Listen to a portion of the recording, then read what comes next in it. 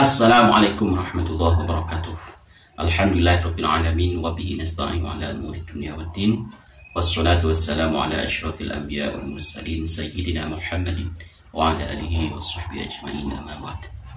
Para sahabat santri dimanapun Anda berada, tentu para sahabat sudah sangat sering mendengar bahkan menyaksikan di sosial media maupun menyaksikan di dunia nyata doktrin-doktrin berbahaya daripada Habaib Ba'awi. Doktrin-doktrin itu memang ditujukan kepada kita sebagai warga negara Kesatuan Republik Indonesia atau yang biasa disebut orang pribumi. Doktrin-doktrin para habaib ini merupakan sebuah ajaran yang sangat menyimpang dari syariat Islam. Ada 15 doktrin yang kami temukan di sosial media, dan tidak jarang pula kami mendapatkan cerita daripada sahabat-sahabat kami tentang doktrin-doktrin para habaib Ba'awi. Salah satu doktrin yang sering kita dengar bahwasanya tanah Jawa ini, pulau Jawa ini, Indonesia ini adalah milik Aulia Tarim. Seperti apa yang disampaikan oleh Habib ini. Saat pulau Jawa Indonesia ini dikatakan pintu dari ini punya Aulia Tarim. Kita pernah dengar dari para salihin bahwa Indonesia ini milik Aulia Tarim. Apa yang disampaikan oleh Habib tersebut itu sebuah doktrin. Sejak kapan pulau Jawa Indonesia ini menjadi milik Aulia Tarim? Katanya pernah mendengar dari para solihin. Para solihin yang dimaksud solihin yang mana? Apakah solihin Aulia Tarim? Sejak kemerdekaan Indonesia yang dipelopori oleh para ulama, tidak ada satu ulama pun yang mengatakan bahwa Indonesia ini milik Aulia Tarim, kecuali dari klan Ba'awi itu sendiri. Itulah doktrin. Dan masih banyak doktrin-doktrin yang lain, termasuk diantaranya yang disampaikan oleh Habib Rizik Syihab. Kok Tuhan-Tuhan yang disembah oleh orang-orang kafir nggak boleh dihina? Kan mereka udah hina semua. Dan menghina sesembahan-sesembahan itu kan sebetulnya tolak.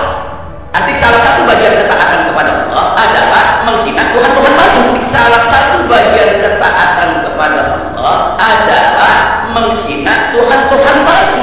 Sejak kapan kita diperbolehkan menghina Tuhan sesembahan orang lain? Seperti apa yang disampaikan oleh Habib Rizik,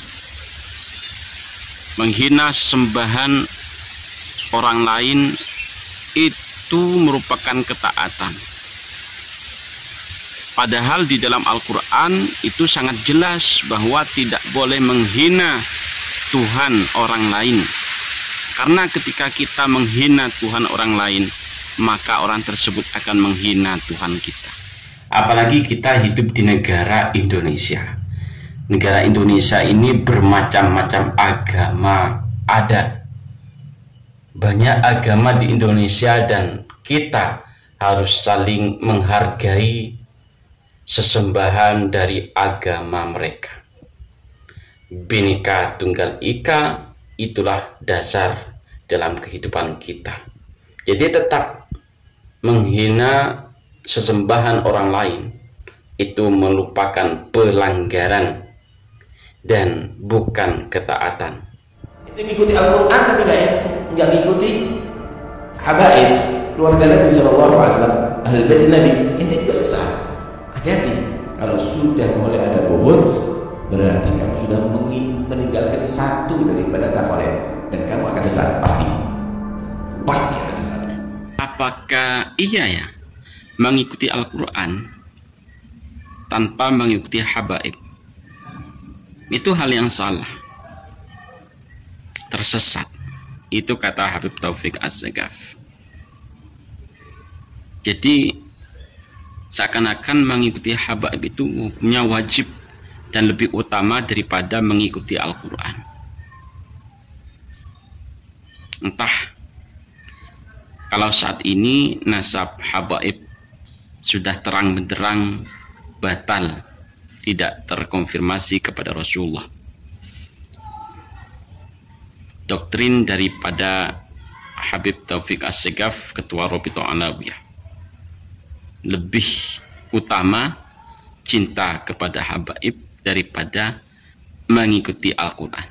Nahdlatul Ulama waktu itu diciptakan, digagaskan oleh Habib Muhammad bin Ahmad al-Muhtadar. Sebuah doktrin yang berada di dalam tubuh warga Nahdlatul Ulama, yakni tentang sejarah Nahdlatul Ulama, tentang pertama kali siapa yang menggagas, siapa yang memiliki inisiatif terbentuknya Nahdlatul Ulama.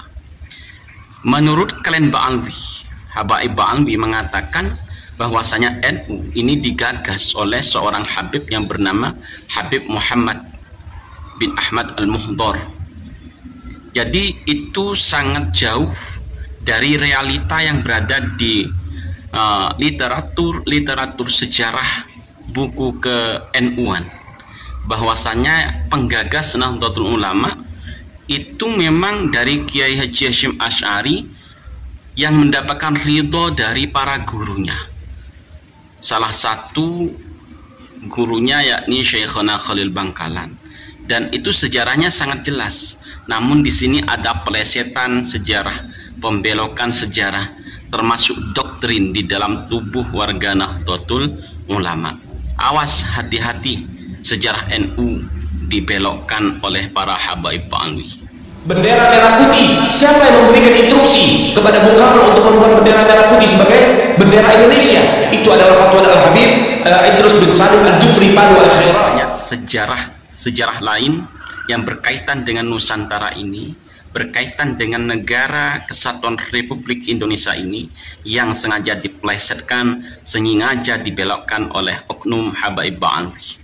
Di antaranya ialah penciptaan bendera merah putih, itu digagas oleh seorang Habib, dan masih banyak yang lain. Jadi kita sebagai warga Nahdlatul Ulama, sebagai rakyat Indonesia, harus hati-hati dengan doktrin-doktrin yang dibuat oleh oknum Habib Ba'alwi. Itu berbahaya bagi generasi kita, harus diluruskan. Datang Habib Salim Jindal, ngelihat itu jenazah, pengen dibungkus, pengen ditutup kayak kafannya. Beliau ambil kertas kecil, kertas kotak kecil, beliau tulis, ada yang ditulis sama beliau, ditaruh di bawah kepalanya si jenazah, dan tutup. Sebelum ditutup, habis beliau tulis, ditaruh ke kertas, beliau bilang, "Man, gue tahu lo ibadahnya berantakan, tapi lo cinta sama diri yang Nabi Muhammad, ikhlas dari dalam hati. Nanti kalau malaikat munkar nakir datang nanya pertanyaan kubur, jangan lo jawab, lah. Kalau malaikat munkar nakir datang nanya pertanyaan kubur, jangan lo jawab, mah. Lo kasih surat dari gue, lo masuk surga tanpa hisab. Ada sebuah kisah yang termasuk doktrin para oknum habaib Ba'alwi, disampaikan oleh seorang habib di tengah-tengah masyarakat. Kisah tersebut tentang Habib Salim. Pada saat itu ada seorang pedagang, bukan ahli ibadah, namun dia sebagai muhibbin. Di setiap dia membuka dagangan, baru mulai berdagang, pasti dagangannya itu diminta oleh Habib Salim tersebut. Ya, dikasihkan, kadang diantarkan ke rumahnya. Pada suatu saat pedagang tersebut meninggal.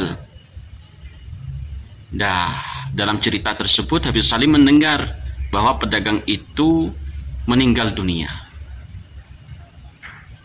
Kemudian Habib Salim mengatakan kepada si fulan yang meninggal itu, kepada muhibbin itu, bahwasanya kamu bukan ahli ibadah dan lain sebagainya. Maka Habib Salim menulis sebuah surat yang ditaruh di belakang leher dari si fulan tersebut. Sebelum kain kafannya diikat, Habib Salim itu mengatakan kepada si fulan yang meninggal tersebut, "Fulan, nanti kalau kamu ditanya oleh malaikat, bilangin bahwasanya saya adalah muhibbin. Sampaikan salam saya kepada malaikat dan sampaikan isi surat saya ini kepada malaikat. Insya Allah kamu tidak akan disiksa." Itu cerita dari seorang Habib tentang Habib Salim. Lihat banyak anak hidup baginda Rasul di Indonesia, kita tidak kaget. Kenapa? Karena Nabi pernah berkata dalam hadis tadi, "Ana rajulun yaman." Saya ini orang Yaman. Jangankan Indonesia, jangankan Pulau Jawa yang kita miliki ini pernah diklaim sebagai milik Aulia Tari. Makam-makam banyak yang diklaim adalah para habaib dan lain sebagainya. Nabi Muhammad SAW juga diklaim sebagai orang Yaman. Itu dikisahkan oleh seorang Habib yang mengatakan bahwasanya banyaknya wali di Yaman. Itu karena apa? Karena ada sebuah hadis yang mengatakan ana rajulun Yaman. Saya ini orang Yaman. Kata Rasulullah seperti itu. Itu hadis ataukah bukan, kami belum paham. Namun secara logika sepertinya tidak ada hadis yang mengatakan hal yang seperti itu. Rasulullah orang Yaman. Selama kami belajar, kami belum menemukan hadis yang mengatakan bahwa Rasulullah itu orang Yaman. Ana rajulun Yaman. Belum pernah menemukan. Nanti kita cek lagi. Terakhir, jangan pernah mengemis. Jadi secara langsung Rasulullah ridhoi kerjaan merampoknya, walaupun itu tidak dihalalkan, namun lebih afdal merampok dibanding mengemis. Lebih afdal merampok dibanding mengemis. Ini termasuk santri dari Habib Lutfi bin Yahya, mengatakan bahwa mencuri, merampok itu lebih utama daripada mengemis. Mencuri atau merampok lebih utama daripada mengemis, dengan artian bahwasanya Allah dan Rasulullah itu meridhoi pekerjaan orang yang mencuri, pekerjaan orang yang merampok, daripada harus mengemis. Itulah doktrin daripada habaib. Entah belajarnya dari mana, kok bisa-bisa disampaikan kepada orang Nusantara. Dan sebagian dari orang Nusantara ya percaya hal yang seperti itu. Syarifah, hati-hati. Babini yang melahirkan itu cuma wadahnya aja. Besi anak, ini anak Habib ini, darah daging Rasulullah. Amun wani lawan anak ini karena berhak menjijitnya, memarahinya, menyakitinya, tidak berhak. Itu cucu Rasulullah. Terutama doktrin ini disampaikan kepada orang-orang Nusantara ini. Doktrin habaib ba'andi. Ketika seorang pribumi non habib, non habibah menikah dengan seorang habib, lalu memiliki anak, maka seorang ibu yang non habib, non habibah tersebut itu haram hukumnya memarahi anak dari hasil habib dan non habib tersebut. Memarahi itu haram. Itu ajaran para habaib anwi. Ada seorang perempuan non habaib, non habibah, orang biasalah seperti kita, orang pribumi asli, lalu menikah dengan seorang habib, Habib Ba'alwi.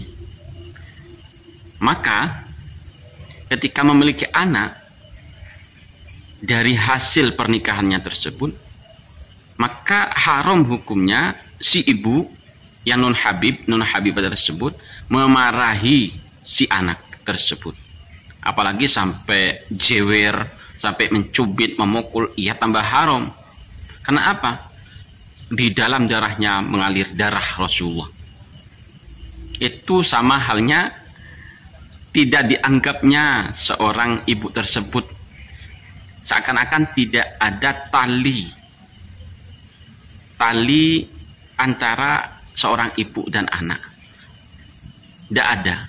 Itu ajaran Habib. Anda lihat sekarang syarifah yang tidak taat kepada Rasulullah membuka aurat, sekarang sudah digandeng dengan orang lain. Kita berani mengajarkan syarifah, bahkan berani mengalami syarifah.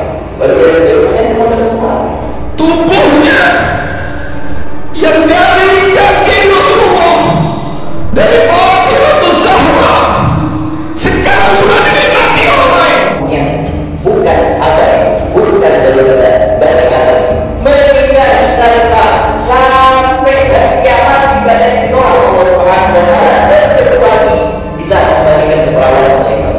Bisa. Sedangkan seorang kiai, jangankan orang pribumi yang non kiai, non gus atau non abuya, sekelas kiai, sekelas abuya, sekelas tubagus, ketika menikahi perempuan dari klan Ba'alwi, hukumnya itu haram. Hukumnya haram. Bahkan dosanya besar dan tidak akan diampuni dosanya terkecuali bisa mengembalikan keperawanan dari perempuan klan Ba'alwi tersebut. Ada sebuah ceramah dari Habib Ba'alwi yang mengatakan kiai yang menikahi syarifah, karena apa? Dari klan Ba'alwi meyakini syarifah itu bagian dari Habib. Sedangkan kami meyakini bahwa yang namanya syarifah itu bukan dari klan Habib Ba'alwi. Perempuan dari klan Habib Ba'alwi itu Habibah atau Hubabah, bukan syarifah.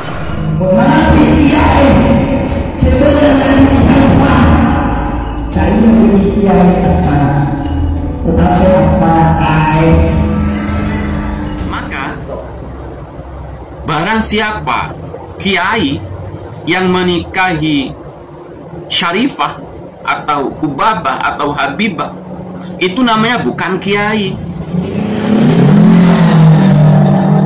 itu namanya tai. Itu doktrin dari seorang Habib Ba'alwi. Jadi haram hukumnya kiai itu bagus, abuya atau ajengan atau apalah menikahi perempuan dari habaib klan Ba'alwi, itu haram. Dosanya besar dan tidak akan diampuni kecuali bisa mengembalikan keperawanan dari perempuan habaib klan Ba'alwi tersebut. Parah apa enggak? Ini sudah keluar dari ajaran syariat Islam. Untuk cinta kepada habaib dan menghormat para habaib tidak diperlukan hati yang mustahil, tapi dibutuhkan hati yang mustahil. Syaratnya jadi wali itu harus cinta kepada habaib. Syaratnya jadi wali itu harus cinta kepada habaib. Ketika seseorang mengatakan kepada Sayyidil Habib Umar bin Hafiz, ya Habib, hadza minal muhibbin Habib. Dan Habib, muhibbin, ma fi muhibbin illa wali. Kata Habib Umar, tidak ada muhibbin itu kecuali dia seorang wali auliyaillah. Pangkat kedudukan muhibbin itu wali, pangkat kedudukan muhibbin itu wali. Di kalangan klan Ba'alwi, untuk menjadi seorang wali itu sangat mudah. Cukup mencintai habaib, cukup menjadi muhibbin yang setia daripada habaib Ba'alwi. Karena apa?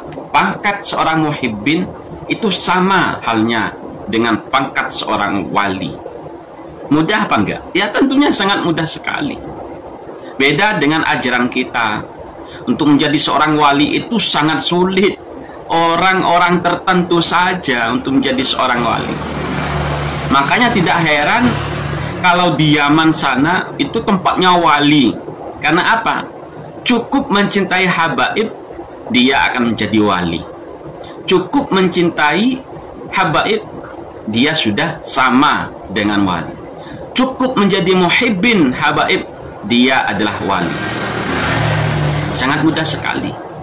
Bahkan di Indonesia, misalnya Anda mencintai habaib, menjadi muhibbin dari habaib, maka Anda adalah seorang wali.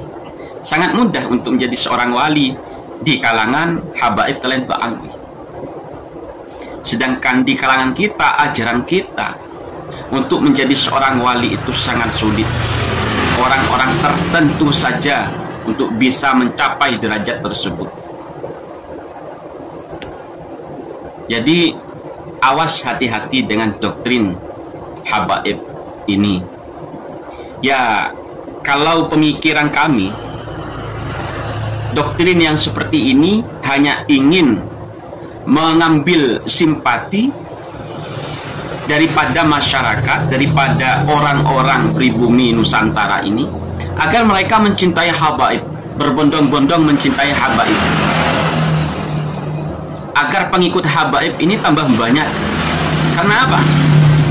Kalau tambah banyak, maka sangat mudah untuk menjadi penguasa di bumi Nusantara ini. Lawang sekarang saja sejarah kita sudah dibelokkan dan masih banyak macam-macam yang lain. Ya Muhammad, kamu wajib cinta. Bukan saya yang, tapi Al-Quran. Bukan saya yang, tapi Al-Quran. Cinta. Kenapa? Pewarisnya Rasulullah itu tetap nomor 1 sampai kapanpun anak turunnya di Muhammad. Pewarisnya Rasulullah itu tetap nomor 1 sampai kapanpun anak turunnya di Muhammad. Al-ulama warathatul anbiya. Itu adalah sebuah kalimat yang sering kita dengar, bahwasanya pewaris Nabi itu adalah ulama, orang-orang yang memiliki ketakwaan dan ilmu agama yang tinggi. Namun beda dengan klan Ba'alwi, habaib klan Ba'alwi. Pewaris Nabi itu ya keturunan Nabi, menganggap dirinya adalah zuriyah, bagian dari keturunan Nabi Muhammad, menganggap dirinya masih ada darah yang mengalir di dalam tubuhnya adalah darah Rasulullah, sehingga mengatakan bahwa pewaris Nabi itu adalah zuriyah atau keturunan Nabi Muhammad. Padahal mereka sudah nyata fakta bukan keturunan Nabi Muhammad, bukan zuriyah Nabi Muhammad. Sampai saat ini mereka terus mendoktrin bahwa mereka itu adalah zuriyah, dalam darahnya mengalir darah Rasulullah. Itu habaib klan Ba'alwiyah itu. Doktrinnya selalu menyesatkan umat. Doktrinnya sangat menyimpang dari ajaran agama Islam. Harus diwaspadai. Perlu dipahami bahwa pewaris Nabi adalah ulama. Al-ulama warathatul anbiya. Ulama itu pewaris Nabi, bukan habaib, bukan orang yang mengaku sebagai keturunan Rasulullah SAW. Sudah tidak percaya sama habaib, itu kafir, itu kafir. Ada habaib, ente mau yang ada atau tidak, maka itu juga ada keimanan dia kepada Allah dan kepada Rasulullah. Dia tahu yang tidak percaya kepada habaib, dia kafir. Barang siapa yang tidak percaya dengan habaib, maka kafir. Orang yang tidak percaya kepada habaib itu kafir. Seakan-akan percaya kepada habib menjadi sebuah rukun bagi umat Islam. Jadi hati-hati, umat Islam yang tidak percaya dengan habaib maka kafir. Seakan-akan rukun iman itu ada 7. Yang nomor 7 itu adalah iman kepada habaib Ba'alwi, yang sekarang nasabnya terkatung-katung, tidak terbantahkan bahwasanya nasab habaib Ba'alwi tidak terkonfirmasi kepada Rasulullah SAW menurut sebuah kajian ilmiah, menurut sebuah genetik atau tes DNA, dan dari perilaku oknum Habaib Ba'alwi tidak mencerminkan bahwa Habaib Ba'alwi keturunan Rasulullah SAW. Jadi tidak bisa kalau kita tidak percaya Habaib itu kafir. Itu kan kata Habib sendiri, bukan menurut ulama. Ulama tidak ada yang pernah menyampaikan hal itu. Tidak ada satu ulama pun yang menyampaikan hal tersebut. Sayyidul Imam Faqihul Muqaddam di dalam manaqib sejarah hidup beliau diceritakan bahwa Al-Imam Faqihul Muqaddam adalah orang-orang yang besar. Beliau adalah orang-orang yang hebat. Bahkan diceritakan beliau pernah mi'raj, saudara-saudara, bertemu dengan Allah dalam satu hari 70 kali, saudara-saudara. Faqih Muqaddam yang katanya bisa, yang katanya pernah mi'raj sampai 70 kali dalam sehari, mengalahkan Nabi Muhammad, pernah bertemu dengan Allah sebanyak 70 kali dalam satu hari. Coba bayangkan kalau hidupnya Faqih Muqaddam itu sampai 63 tahun misalnya, dalam satu hari bertemu dengan Allah 70 kali dikali 63 tahun, berapa kali dia bertemu dengan Allah dalam seumur hidupnya? Kok sangat mudahnya para habaib ini membuat ajaran-ajaran yang seperti itu. Itu sudah tidak masuk akal. Sudah tidak masuk akal. Apalagi setingkat Faqih Muqaddam yang katanya derajatnya lebih tinggi dari Syekh Abdul Qadir Al-Jilani, tapi tidak disebutkan dalam sebuah kitab. Dalam satu kitab pun tidak disebutkan Faqih Muqaddam itu seperti apa, kisah-kisahnya. Itulah beberapa doktrin dari oknum Habaib Ba'alwi yang sudah kami rangkum. Semoga kita terus berhati-hati dalam mengambil ilmu, terutama dari mereka para Habaib Ba'alwi, karena kita juga tidak tahu. Kadang kalau sudah jadi santri, jadi murid, itu pokoknya berupa ilmu, ya iya kita ambil gitu. Kita tidak bisa menalar, kita tidak bisa menolak apa yang disampaikan oleh seorang guru. Jadi sulit juga kalau sudah berguru kepada Habaib Ba'alwi. Bukannya kita ini tidak boleh berguru kepada para habaib, tapi setidaknya kita bisa. Misalnya ada dari anda ingin berguru, ingin mengaji kepada Habib, ya harus pintar memilah dan memilih Habib mana yang mau dijadikan guru. Itu pun juga disebutkan dalam kitab Ta'limul Muta'allim. Ketika kita mau ngaji, mau mencari ilmu, pilihlah guru. Kalau sudah ada doktrin-doktrin seperti ini dari para habaib, ya bukannya enggan berguru kepada Habib, tapi Anda harus lebih berhati-hati. Pilihlah, misalnya sudah wis kadung ingin berguru kepada Habib, pilihlah Habib yang benar-benar alim, yang akhlaknya benar-benar bagus. Atau biar lebih aman, berguru atau ngaji kepada ulama-ulama atau kiai-kiai yang sudah pasti benar. Banyak yang menyaksikan bahwa kiai tersebut adalah orang soleh. Terutama di Indonesia ini kan banyak sekali pondok pesantren. Banyak sekali pondok pesantren. Pilihlah kiai yang memang memiliki sanad keilmuan kepada Rasulullah SAW. Sanad keilmuan yang sampai kepada Rasulullah SAW. Jadi kepada sahabat, saudara dimanapun Anda berada, kita harus tetap berhati-hati. Apa yang disampaikan, apa yang dilakukan oleh kiai-kiai yang selama ini membahas tentang mazhab Ba'alwi, itu bukan karena adanya rasa benci, tapi untuk meluruskan, untuk menyampaikan bahwa mereka nasabnya tidak tersambung kepada Rasulullah. Apabila mereka itu memang orang alim, ya tetap kita menghormati karena kealimannya. Kita ingin hidup damai, tentram, rukun di negara Kesatuan Republik Indonesia tanpa memandang perbedaan ras.